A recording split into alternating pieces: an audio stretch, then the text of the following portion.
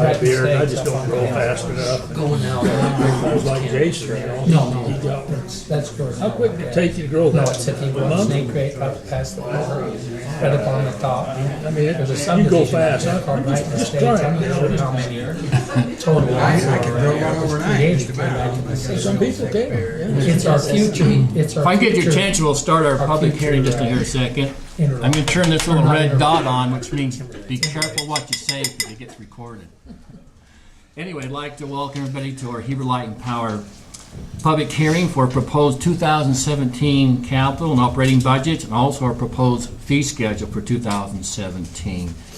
Today is Wednesday, December 14, 2016. The time is after 6 p.m.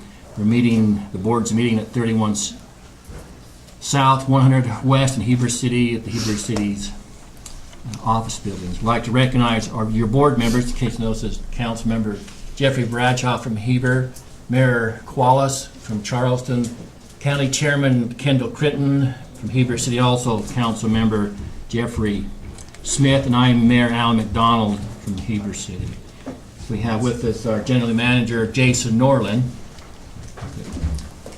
Before we begin our public hearing on our budgets and our fee schedule, our General Manager, Mr. Jason Norland, there's some seats over there if you want to. You can sit over here. Close as you want. Okay. Okay. If you get an opportunity, there's a little sign-up sheet. Please sign up on it. You might get a rate decrease if you sign it twice. Anyway, Mr. Norland, we'll kind of briefly go through some of the highlights of our budget for this coming year and some of the capital projects we're looking at. Yeah. So this is the executive summary of the budget, and probably start out with electricity sales. We grew electricity sales by 1%. That's based on growth. That's not based on any type of increase in rates. Connect fees, once again, connect fees grows slightly due to the growth on the system. Power production expense, that's the largest expense that we have, is the cost of purchase power plus producing power ourselves. And we're actually showing that as going down slightly. That's because of some forward power purchases that we have made that are less than previous power purchases that are falling off in 2016. We did calculate about 2% worth of megawatt hour growth in the system, and so this number went down a little bit. Power production expense does go up. That's because we're going to be relying on our producing plants here on the system a little bit more, because we use them on peak, and our peak growth is actually about 5%. So that's why we're relying a little bit more on our gas generation. That's what they're predicting to be by the end of the year. Yeah, the next year. Long-term debt,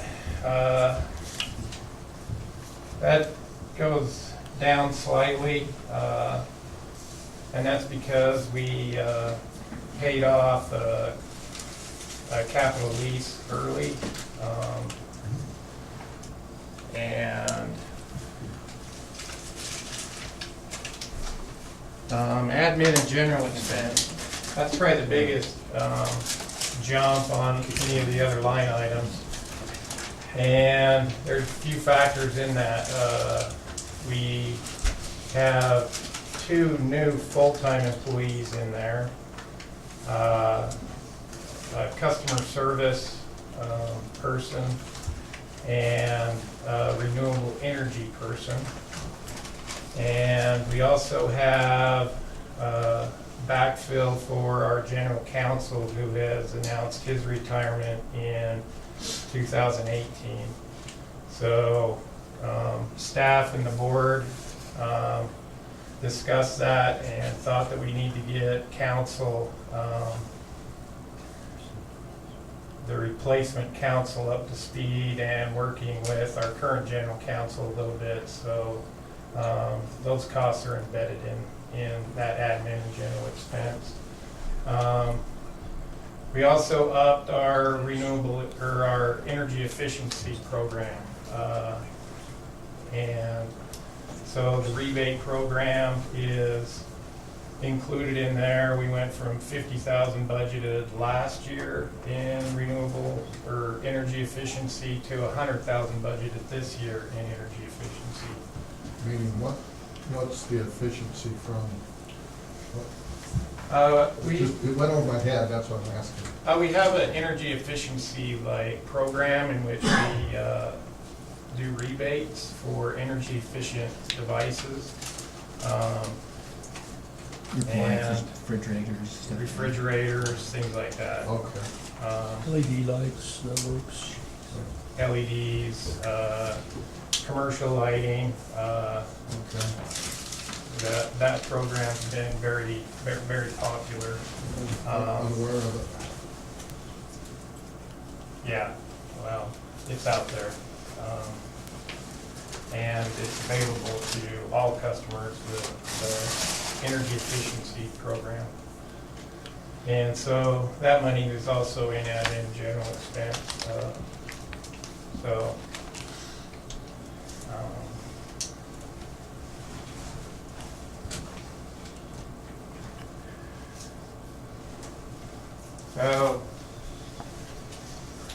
that takes our operating margin to about 1.5 million. And this is our capital program. So in the budget that's available on the website, there's hard copies in the office if you want to pick them up. Anybody can go through the capital program and the capital outlay. Many of these projects right here are funded by impact fees, either partially or fully. So they're not necessarily coming out of rate revenue, but out of impact fee revenue. And, you know, if anybody has any questions with that review, just get with us and we'll explain any of those capital programs that we got going on. Jason, explain on the operating margin, it was budgeted at 610,000. The projected is 3.3, and then the 17's up 1.5. What's the differences there? Impact fees and aid to construction. So it was way higher.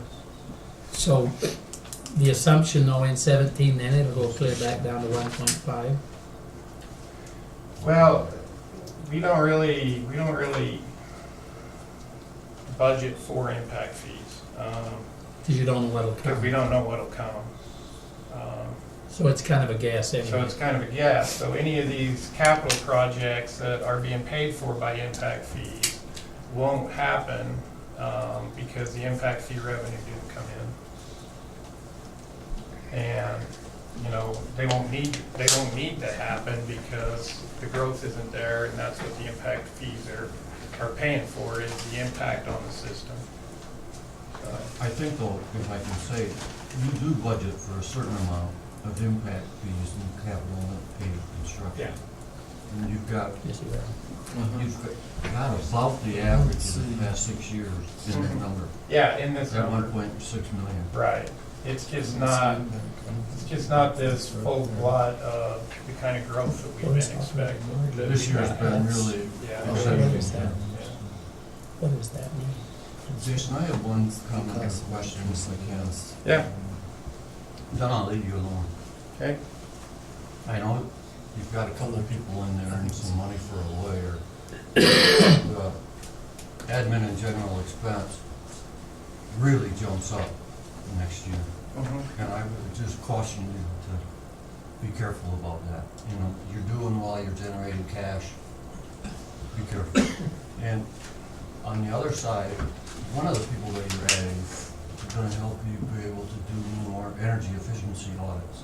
And that's great that you're supporting that.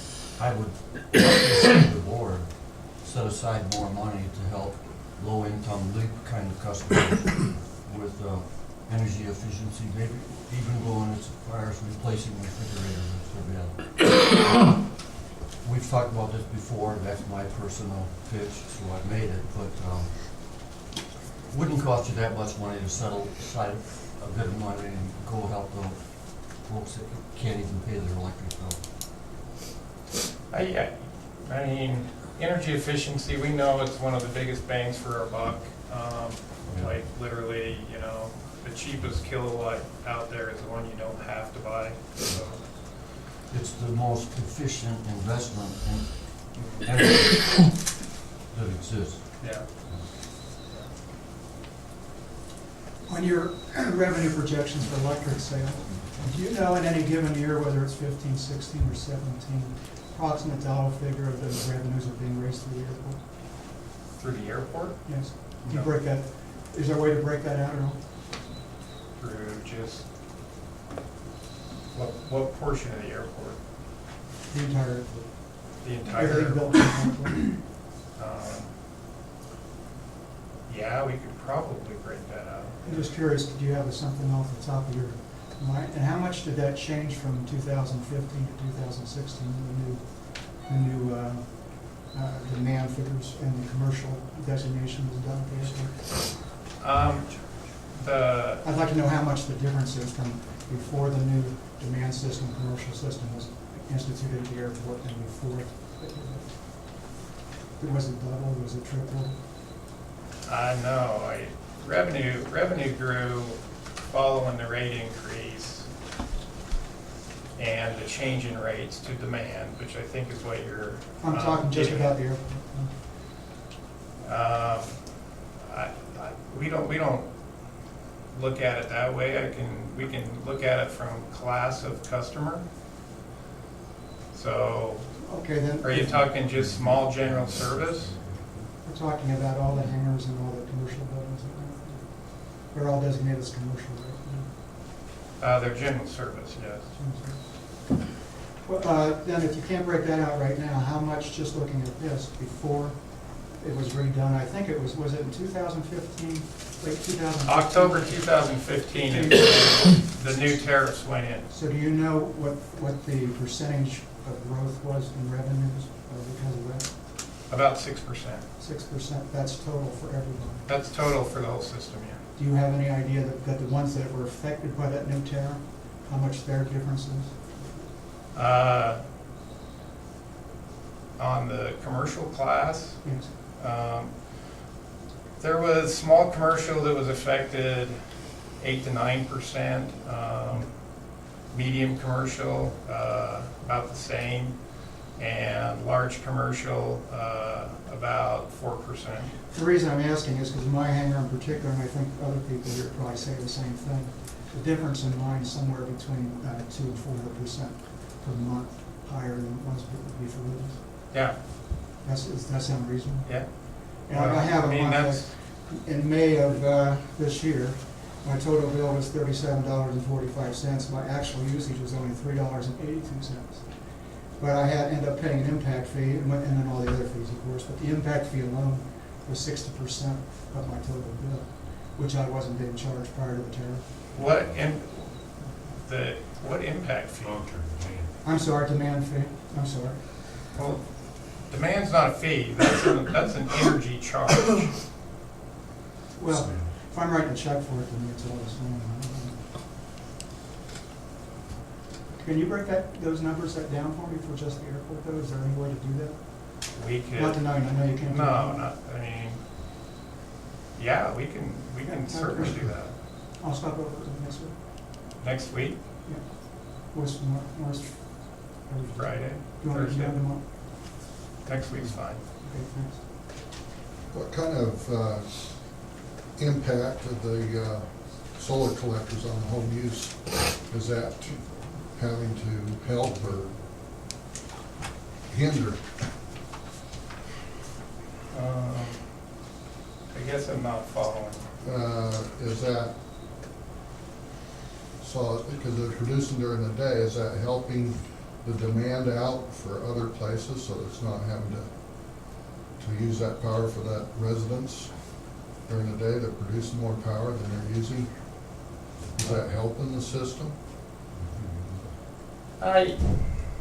Is it creating a positive impact, negative impact? We probably got Doesn't matter? 100 net metering customers. And, we're currently kind of getting ready to start studying that. The data set is getting big enough now that we can kind of, examine it a little bit better. The policy, we modified that policy in May slightly. The rate, no. So the rate didn't change as far as the net out.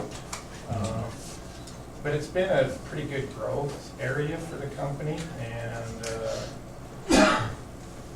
we're not necessarily seeing that type of production yet out of our solar customers.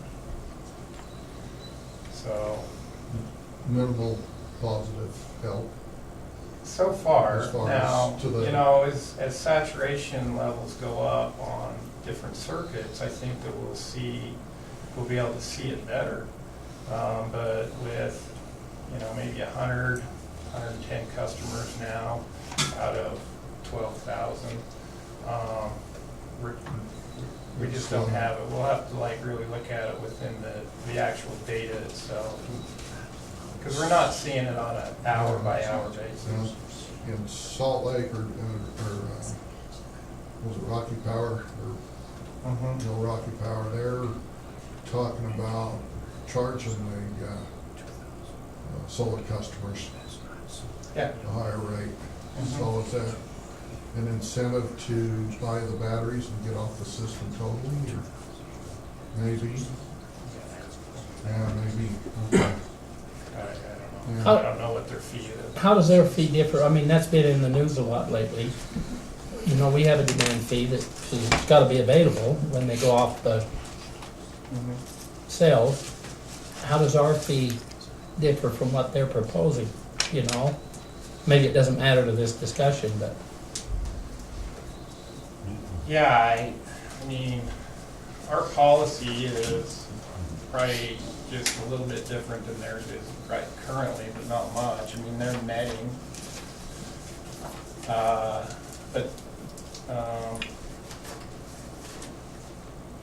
I don't know what the Public Service Commission with them is going to ultimately do on that campus. So, it's, I know what they've proposed, but they proposed a customer fee and a demand fee. And we just have a demand fee, right? Or not on solar customers, just on general service is the demand. Yeah. or what is it? I mean, there's a fee they pay We have a customer service fee, yes, to the solar. to everybody. Yeah. Okay.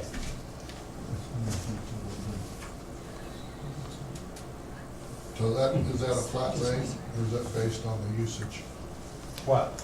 on this fee, Oh, the service fee? the service fee? No, that's just a flat fee. How much is that? On residential, it's $12.70, and the solar pays the same as anybody else. Yeah. Okay. Thank you, Jason. Our CFO, Bart Miller, is really the architect of our budgets this year. Had a baby today or the other day, so he's not with us. So there's some questions you may get diverted to when he gets back to help out.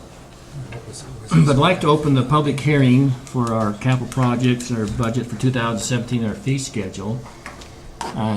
Anybody would like to speak, just please raise your hand, and please state your name for the record, and make sure you're subject to related to these types of items we have on that. So the floor is now open to anybody who would like to speak or talk about the items on this budget.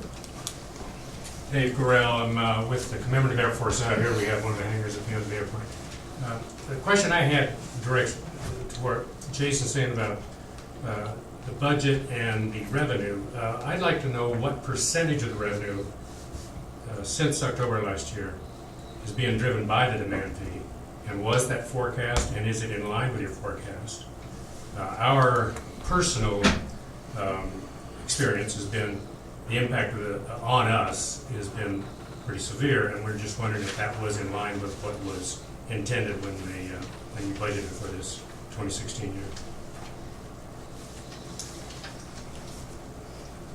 I guess that's yours, Jason. If anybody can answer, I guess you can. Yeah, there's been, in this budget year, there is no change, there's no change to the tariff. So, and, you know, when we did the last rate case and presented it to the board, and, you know, I went around to almost every public meeting there was and discussed that we were with that rate case, we were implementing a demand charge on all general service customers. And that is not an uncommon charge. You can go and look up any other utility in the state of Utah and see what they charge for demand. And I think that we're right in line with that. So what is the percentage of your total revenues last year? That's probably a number off the top of your head, right? And what came from demand? What came from demand? Yeah, what percentage came from demand? It's not on the top of my head, no. I mean, Interesting. it's all built into our electricity sales because demand is electricity. Do your residential customers have a demand charge? No. I think, my name's Jim Church, I'm also a hangar owner, and I don't think I need to remind the board that your own mission statement says provide reasonable rates and reliable energy. There's no question that's reliable energy. The reasonable rates, though, just to give you an example, I pay as much at my hangar from a public utility as I do at my home in Park City, which is Rocky Mountain Power. Something's got to be wrong there for a public utility. As far as, I even changed my fluorescent lights to be more efficient, which I know is a big part of your program, from T12s to T6s. So I'm appealing to you to take a look at that rate schedule, that commercial demand fee that you're imposing on us. I realize we're not residential, but my biggest impact is every time I raise and lower that hangar door. Now, my solution to it, and I don't think Heber Light Power wants me to do this, is to disconnect my hangar door and run it off a generator that I have. I believe that Heber Light Power is to provide power, not to have its customers disconnect from its system and seek power elsewhere. So, I appeal to you to take a look at your mission statement of what you're providing your customers and adhere to that. I just think that very much of a rate increase because of the demand. It's just, I don't think it's in line. You had done some work, I think, last year at your Yeah, facility. What did you do, and So how did that we help you spent overall? $2,000 that we didn't have to replace our halide lights with LED lights. So our usage has gone way down. Our bill hasn't gone down because we do use a hangar door periodically. And as soon as we do, we trigger a demand charge, and so our bill is staying essentially where it was. That's your main culprit, right? That's the hangar culprit. door.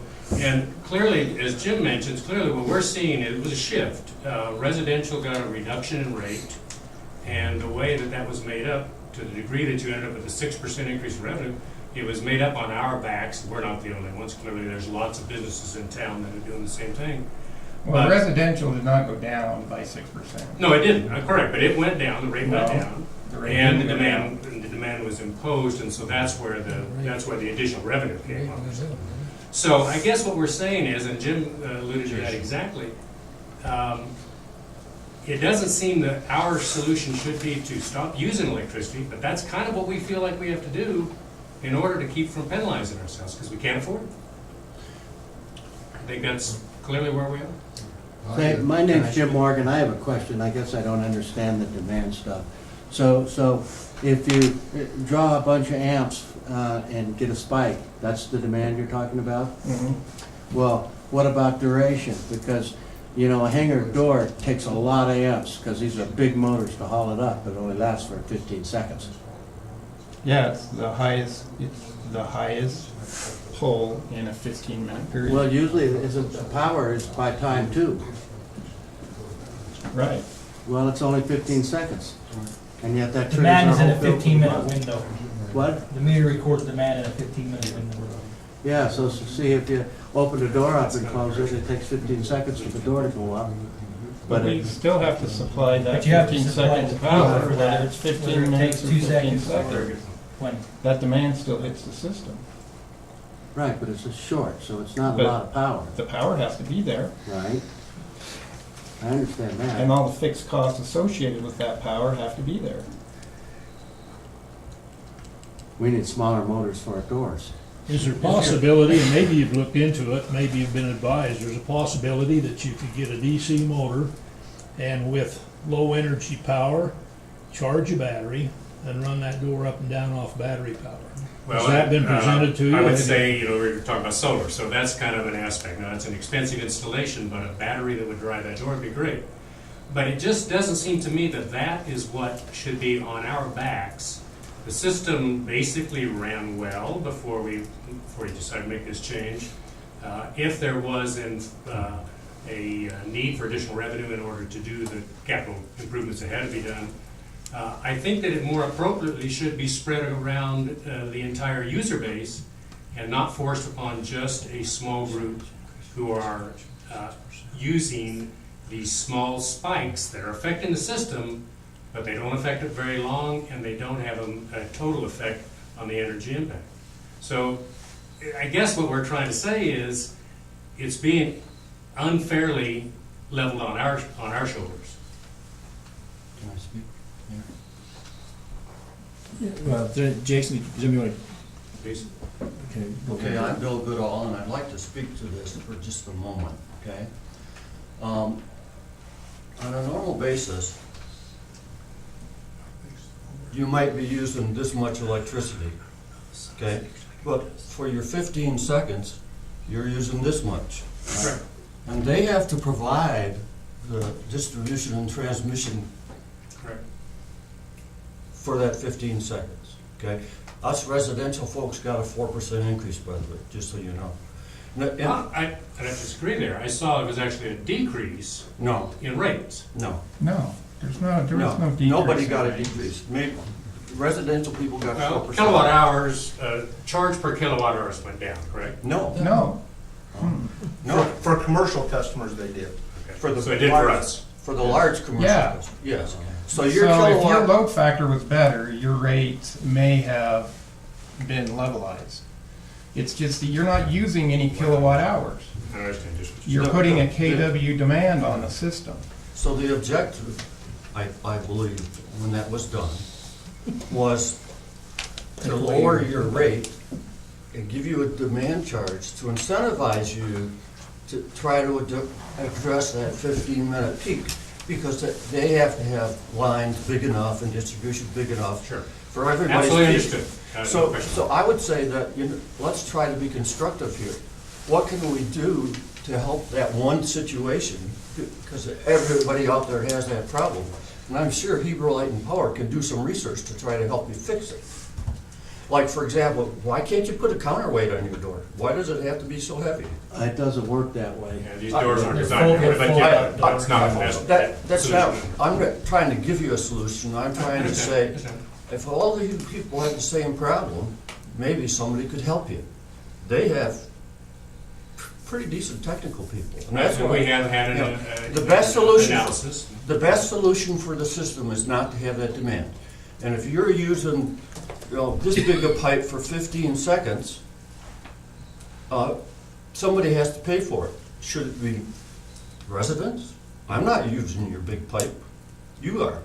So who should pay for it?